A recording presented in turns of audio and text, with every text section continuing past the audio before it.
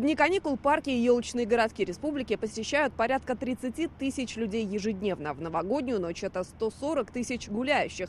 За порядком в эту ночь будут следить 1500 правоохранителей. На все праздники к охране порядка привлекут 2500 полицейских. В прошлом году к безопасности были вопросы. Где-то нет ограждений, где-то досмотра. По федеральному законодательству к охране елок должны привлекать частные охранные организации. Как сегодня сообщили на совещании, этого не сделали 20 районов Татарстана, объяснив, что ЧОПов у них попросту нет. На сегодняшний день позиция МВД Российской Федерации по данным вопросам, она однозначная. Первый замминистра требует от всех, руководителей на местах о том, чтобы сотрудники полиции привлекались только в качестве надзора.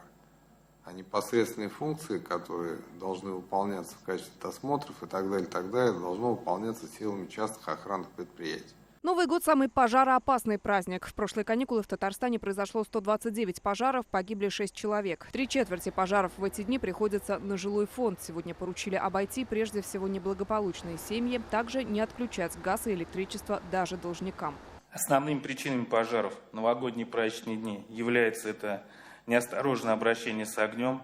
39% всех пожаров произошло по данной причине. Нарушение правил устройства эксплуатации электрооборудования 27%. И неправильное устройство и неисправность отопительных печей и дымоходов 24%.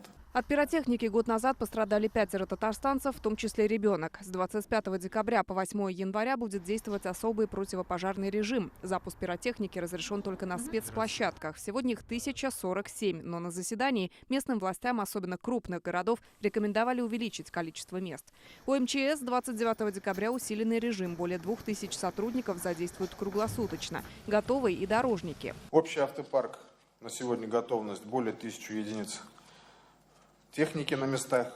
Всеми муниципальными организациями подготовлена и представлена информация о закреплении техники за муниципальными образованиями, чтобы в новогодние праздники не допустить отсутствие проезда к населенным пунктам. Новогодние праздники – нагрузка для системы здравоохранения, ЖКХ. Профильным министерствам поручили обеспечить бесперебойную работу медицинских, транспортных и жилищных организаций. Лина Зинатульна, Данил Филатов, ТНВ, Казань.